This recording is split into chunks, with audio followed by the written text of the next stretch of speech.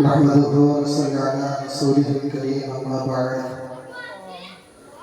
فقد قال الله تعالى في كلامه المجيد وفي الفرقان الحميد فأعوذ بالله من الشيطان الرجيم بسم الله الرحمن الرحيم إذا جاء نصر الله والفتح وقال الله تعالى فجاهدوا في الله حق جهاده সমস্ত প্রশংসা এবং গুণকীর্তন বর্ষিত হোক রব্বুল আলামিন আল্লাহ তাআলা দরবারে, যে আল্লাহ পাক রব্বুল আলামিন মনোভূত পবিত্র ভারতবর্ষ আমাদের কাছে উপহার দিয়েছেন। আমরা সমস্যারে দিকহীন কণ্ঠে বলি আলহামদুলিল্লাহ। রাসূলের প্রতি দরুদ সালাম বর্ষিত হোক, যে রাসূলের আদর্শে আমরা আদর্শিত,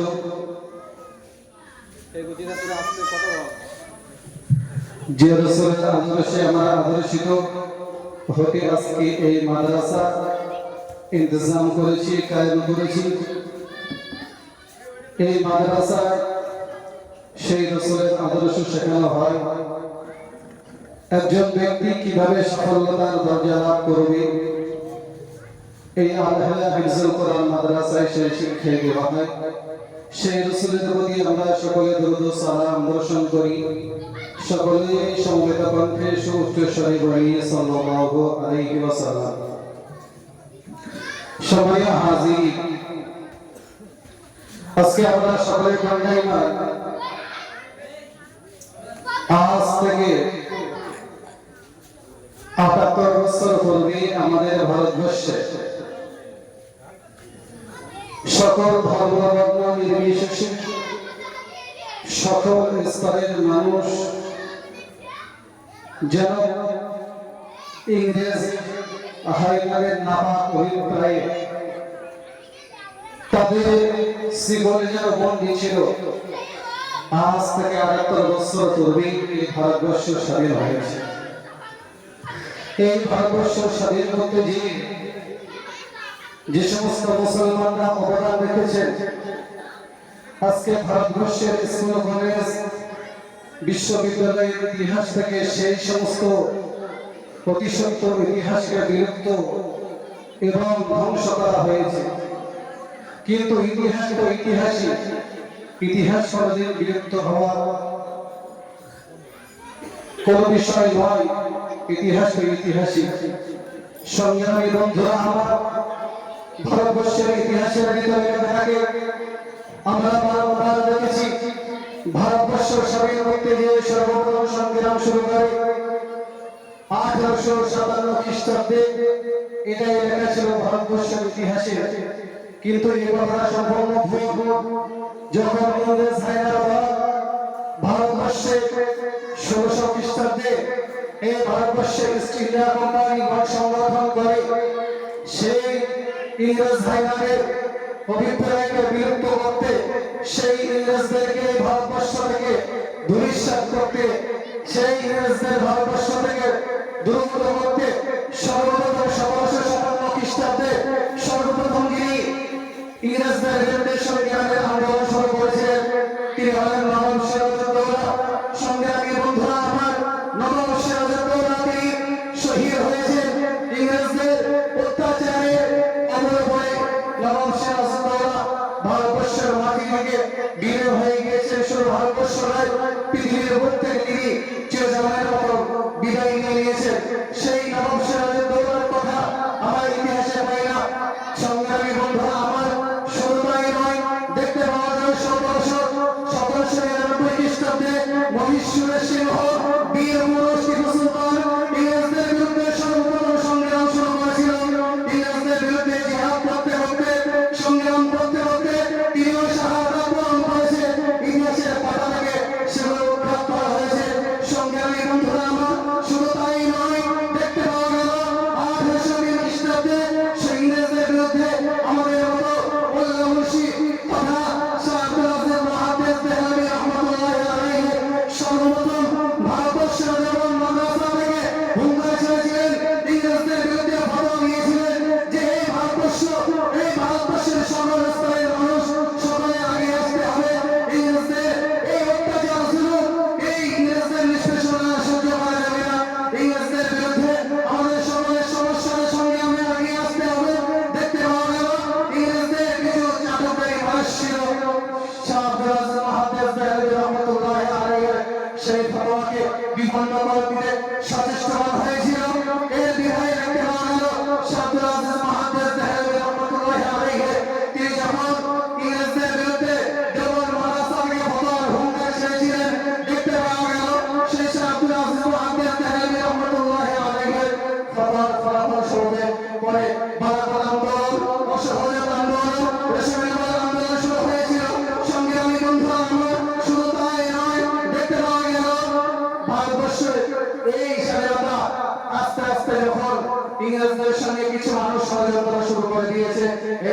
ভারতবর্ষের স্বাধীনতা সংগ্রামের জন্য যত মানুষ আগে এসেছিল তারা দমে গেল। দেখতে পাবো 1856 খ্রিস্টাব্দে 1856 খ্রিস্টাব্দে আরো যিনি হুঙ্কার ছিলেন তিনি আমাদের মতো একজন আলেম, তিনি আমাদের আমাদের দিন ইসলামের হেদায়েতের দিশারি। সম্মানীয় বন্ধুরা আমার, তিনি ছিলেন বাহাদুর শাহ জাফর রহমাতুল্লাহি আলাইহি। বাহাদুর শাহ জাফর রহমাতুল্লাহি আলাইহি ইংরেজরা আমাদের শেষ মোগল সম্রাট বাহাদুর শাহ জাফর রহমাতুল্লাহি আলাইহি। বাহাদুর শাহ জাফরকে ইংরেজরা বন্দী করে দেখতে পাবেন তাকে আটক করে রেখেছে। শুধু তাই নয়, বাহাদুর শাহ রহমাতুল্লাহি আলাইহি তিনি কেমন এই ভারতবর্ষের মাটির জন্য তিনি সংগ্রামে আগে এসেছিলেন, আমরা যদি তার ইতিহাসের দিকে দেখি তাহলে আমাদের কাছে জীবনে স্পষ্ট হয়ে যাবে। বাহাদুর শাহ জাফরকে যখন ইংরেজরা এই ভারতবর্ষে বন্দী করে তাদেরকে আটক করে রেখেছিল, বাহাদুর শাহ জাফর রহমাতুল্লাহি আলাইহি কলিজার দুই টুকরা সন্তানকে তাদের ছিন্ন মস্তক নিয়ে ইংরেজ ভাইরা ইংরেজ টেনে করে বাহাদুর শাহ রহমাতুল্লাহি আলাইহির সম্মানে হাজির করেছিল। বাহাদুর শাহ জাফর রহমাতুল্লাহি আলাইহি তিনি ভাত কেন দরজায় নিয়ে দুই পুত্রের মাথায় হাত দিয়ে বলেছিলেন, তোমার সন্তানেরাও এভাবে বীর বেশে পিতার সম্মুখে এসেছিল। সেই বাহাদুর শাহ জাফর রহমাতুল্লাহি আলাইহির ইতিহাস নয়, ইতিহাস লেখক ঐতিহাসিক লেখক নয় ভুলে গিয়েছেন, কিংবা ইতিহাসের পাতায় তার নামটা যুক্ত করতে মনে হয় কলমের কালি বলে শেষ হয়ে গিয়েছিল। সংগ্রামী বন্ধুরা আমার, শুধু তাই নয়, দেখতে পাওয়া গেল এই ভারতবর্ষের মাটিতে আমরা ইতিহাস পড়ি। এই ভারতবর্ষের ইতিহাস পড়লে স্কুল কলেজ বিশ্ববিদ্যালয়ের ইতিহাসগুলো পড়ে আমরা দেখতে পাই যে ভারতকে হত্যা করেছিল ক্ষুদিরাম বসু, তাই তাকে ফাঁসি হয়েছিল। কিন্তু এর চূড়ান্ত মিথ্যা। এই ভারতকে যিনি সর্বপ্রথম বোমা নিক্ষেপ করেছিলেন তিনি ক্ষুদিরাম, কিন্তু ভাগ্যক্রমে তারা যে ক্ষুদিরাম বসু যে বোমা নিক্ষেপ করেছিল সেই বোমাটা এমন গাড়িতে নিয়ে লেগেছে যে গাড়িতে ছিল দুইজন মহিলা। কিন্তু পরে দেখতে পাওয়া গেল আন্দামান সেলুলার জেলের ভিতরে শের আলী রহমাতুল্লাহি আলাইহি তিনি যখন অবস্থান করেছিলেন, শের আলী রহমাতুল্লাহি আলাইহি তিনি ভারত বুঝে যখন বলল আন্দামান সেলুলার পরিদর্শন করতে গেল, আন্দামান সেলুলার জেলের ভিতর থেকে তিনি সিংহের মতো বলদের উপরে ঝাঁপিয়ে পড়ে সেই শের আলী রহমাতুল্লাহি আলাইহি দুনিয়া থেকে উৎখাত করেছিল। তারপরে এই ভারতবর্ষ স্বাধীন হয়েছে। সেই শের আলী রহমাতুল্লাহি আলাইহি সেই চূড়ান্ত সত্য ইতিহাসকে বিলুপ্ত করে দেওয়ার জন্য আজকে এই ভারতবর্ষের কিছু হিংসা উৎপাদী মানুষ তারা সচেতন হয়ে সেই শের শাহ রহমাতুল্লাহি আলাইহির ইতিহাসকে বিভ্রান্ত করে দেওয়ার চেষ্টা এবং ষড়যন্ত্র এবং প্রকৌশল করেছে। সংগ্রামী বন্ধুরা আমার, শুধু তাই নয়, দেখতে পাওয়া গেল এই ভারতবর্ষের মাটি মুক্ত করতে গিয়ে স্বাধীন করতে গিয়ে যারা সর্বপ্রথম সক্রিয় ভূমিকা পালন করেছিলেন তারা ছিলেন দেওবন্দ মাদ্রাসার প্রতিষ্ঠাতা। শুধু তাই নয়, হাজার হাজার আলেমকে ফাঁসির কাস্টে ঝুলানো হয়েছে, হাজার হাজার আলেমকে দিল্লির লাল কেল্লা থেকে লাহোর পর্যন্ত গাছের ডালে সড়কের উপরে যত গাছ ছিল, বৃক্ষ ছিল, সেই সড়কের বৃক্ষে শাখা প্রশাখা ছিল, সেই শাখা প্রশাখায় হাজার হাজার আলেমকে সে ফাঁসি দেওয়া হয়েছে। ইংরেজ ভাইরা ভারতবর্ষ স্বাধীন করতে গিয়ে যারা সক্রিয় ভূমিকা পালন করেছিলেন তাদেরকে অসংখ্য অজস্র মানুষকে বন্দী করে কারাগারে অন্ধকার প্রকাশ্যে নিক্ষেপ করা হয়েছে। এই সেই জগত সত্য ইতিহাসকে বিলুপ্ত করে দেওয়ার ষড়যন্ত্র এবং প্রকৌশল চালানো হয়েছে।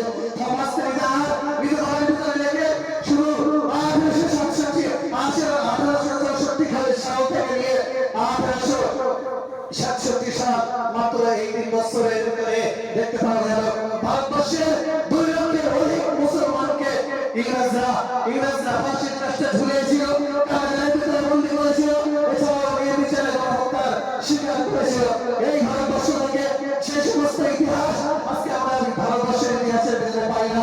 দিল্লির ভিতরে থমাস টেইলারের ভিতরে আমাদের ভিতরে রেখে আমি যখন দিল্লি ভ্রমণে গেলাম দেখতে পাওয়া গেল আমাকে একটা ঘরের ভিতরে বসতে দেওয়া হলো। যে ঘরের ভিতরে বসতে দেওয়া হলো সেখানে এত দুর্গন্ধ, কিসের দুর্গন্ধ আসলে বুঝতে পারছি না। সেই ঘরের ভিতরে অবস্থান করতে পারছি না।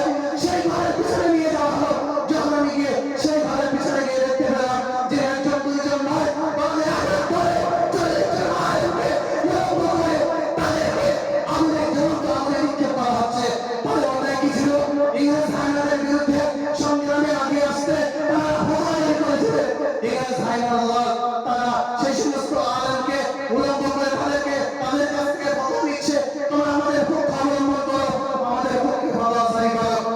ভারতবর্ষের সকল মানুষের বিপক্ষে তোমরা ফতোয়া জারি করো, তখন সেই সমস্ত সদস্য আলেম, হাজার হাজার আলেম, লাখ শতাধিক আলেম, তারা উলঙ্গ অবস্থায় জ্বলন্ত অন্ধকারের সম্মুখে দাঁড়িয়ে তারা বিদ্রোহী কণ্ঠে বলেছিলেন, আজকে তোমরা আমাকে এই আমাদের ভিতরে নিক্ষেপ করলে করতে পারো, তোমরা আমাদের ভারতবর্ষের সকল মুসলমানদেরকে আমাদের ভিতরে নিক্ষেপ করলে করতে পারো, কিন্তু আমাদের জীবনে যতক্ষণ রক্ত থাকবে, আমাদের জীবন যতক্ষণ বেঁচে থাকবে, এই ভারতবর্ষের মানুষের পক্ষে আমরা ফতোয়া দিয়ে যাবো, তোমাদের বিপক্ষে আমরা ফতোয়া জারি করবো।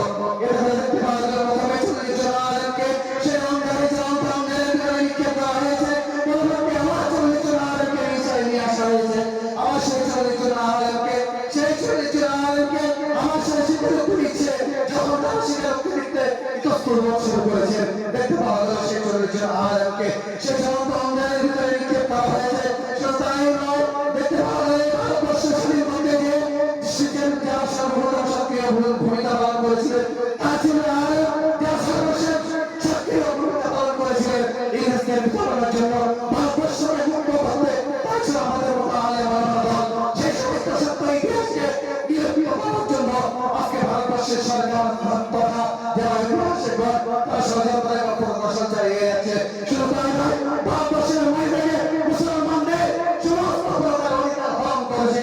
দেখতে পাওয়া গেল কখনো আমাদের মসজিদের প্রতি হামলা হচ্ছে, কখনো আমাদের মাদ্রাসার প্রতি হামলা হচ্ছে, কখনো আমাদেরকে উলঙ্গ করে তাদেরকে শাস্তি দেওয়া হচ্ছে। শুধু তাই নয়, যারা নামাজ আদায় করেছে তাদের সেই নামাজ বন্ধ করার জন্য ষড়যন্ত্র করেছে ভারতবর্ষের নারীরা। তারা যে সমস্ত পোশাক পরিচ্ছেদ গুলো ইসলামিক পোশাক পরিচ্ছেদ পরে বোরকা পরে সেই পোশাকের বিরুদ্ধে কথা বলছে। শুধু তাই নয়, ভারতবর্ষে যে সমস্ত আইন প্রযোজ্য ছিল ইতিপূর্বে যে 3 ধারা, সেই 3 ধারা প্রথা অন্তরে দেওয়ার জন্য ষড়যন্ত্র এবং প্রদর্শন চালাচ্ছে। 1950 খ্রিস্টাব্দে দিয়ে আম্বেদকর তিনি যখন সংবিধান রচনা করেছিলেন, তিনি স্পষ্ট আকার দিকহীন করতে তিনি বলেছিলেন, এই ভারতবর্ষে আমার একটা মাটি যেখানে মুসলমানরা যেমন রক্ত দিয়েছে, হিন্দুরা যেমন রক্ত দিয়েছে, শিখ ইসাই সকল স্তরের মানুষ সমস্যার এই ভারতবর্ষকে স্বাধীন করতে তারা সক্রিয় ভূমিকা পালন করেছে। এই ভারতবর্ষটা হলো সেকুলারিজম, একদিকে মন্দিরে ঘণ্টা ধ্বনিত হবে, অপরদিকে মসজিদের মাইকে আজান হবে। দেখতে পাওয়া গেল সেই মসজিদে যখন আমাদের দ্বীন ইসলাম গ্রহণকারী যত মুসলমান রয়েছে, ধর্মপ্রাণ যারা মানুষেরা রয়েছে, তারা আজানের ধ্বনির মসজিদে হাজির হয়। সেই মসজিদের আজানকে বন্ধ করার জন্য আজকে ভারতবর্ষের সরকার উঠে পড়ে লেগেছে। শুধু ভারতবর্ষের সরকার নয়, বরং আজকে কিছু হিন্দুত্ববাদী কিছু মানুষেরা রয়েছে, যারা হিন্দুত্ববাদীরা, তারা আজকে ভারতবর্ষকে মুসলমানদেরকে নিধন করে দেওয়ার ষড়যন্ত্র এবং প্রদর্শন চালাচ্ছে। সংগ্রামী বন্ধুরা আমার, শুধু তাই নয়, এই ভারতবর্ষের জমিনে আমাদের বেঁচে থাকতে হবে, আমাদের ইতিহাসকে রাখতে হবে, আমাদের ইতিহাসকে জানতে হবে। যারা এই ভারতবর্ষের মাটিকে পবিত্র করতে যারা রক্ত দিয়েছেন, জীবন দিয়েছেন, শ্রম দিয়েছেন, অক্লান্ত পরিশ্রমের মাধ্যমে বিপ্লবের মধ্যে যারা ঝাঁপিয়ে পড়েছিল ভারতবর্ষের মাটিকে পবিত্র এবং উন্মুক্ত করতে, তাদের সেই সংগ্রামের ইতিহাসগুলো আমাদের সকলের পড়তে হবে। যাতে স্কুল, কলেজ, ইউনিভার্সিটি, বিশ্ববিদ্যালয়ের যত আমার ভাই এবং বোনেরা আছেন এবং সকল স্তরের মানুষের কাছে আবেদন করবো, আপনারা সকলে ভারতবর্ষের সত্য ইতিহাস যেগুলো মাদ্রাসাতে যারা আয়োজন গোলাম আহমদ মুস্তাজা রহমতুল্লাহি আলাইহি এবং গোলাম আহমদ মুস্তাজা মুর্তজা দামাত বারাকাতুহুল আলিয়া, তারা এই সমস্ত ইতিহাসগুলো রেখেছেন। ডক্টর ফজল রহমতুল্লাহি আলাইহি তারা এই সমস্ত ইতিহাসগুলো রেখেছেন। সেই সমস্ত ইতিহাস আমাদের পড়তে হবে, জানতে হবে, বুঝতে হবে। এবং ভারতবর্ষে আপনার রক্ত কত আছে, আমার রক্ত কত আছে, অন্যদের রক্ত কত আছে, সকলের সমস্যার ইতিহাস পড়ে জানতে হবে, বুঝতে হবে। আর 26শে জানুয়ারি ভারতবর্ষের স্বাধীনতা আন্দোলনের কথা 15ই আগস্ট আমাদের সকল স্তরে তথা আমাদের ঘরের সন্তানদেরকে শোনাতে হবে। যারা ইতিহাস যারা না বোঝে তাদেরকে শোনাতে হবে। এবং ভারতবর্ষের অধিকার আবার আমাদের সেই দরকার হলে আবার ভারতবর্ষের মাটিতে আমাদের জীবন এবং রক্ত দিয়ে স্বাধীন হয়ে এই ভারতবর্ষে মুসলমানরা বসবাস করবে, তাদের জন্য আবার আমাদের সঙ্গে অংশ করতে হবে। এই বলে আমি আমার বিক্ষিপ্ত সংক্ষিপ্ত বক্তব্য এখানে শেষ করেছি। আলহামদুলিল্লাহি রাব্বিল আলামিন। ভাষাগত ভুল ত্রুটির জন্য আপনাদের সকলের কাছে ক্ষমা চাইছি। যদি আমি ইতিহাস বলতে গিয়ে ব্যক্তি পরিমাণ করতে হয় আল্লাহ পাকের কাছে ক্ষমা চেয়ে আমি আমার বক্তব্য এখানে সমাপ্তি করছি ওয়া আখিরু দাওয়ানা আলহামদুলিল্লাহি রাব্বিল আলামিন। আসসালামু আলাইকুম ওয়া রাহমাতুল্লাহ।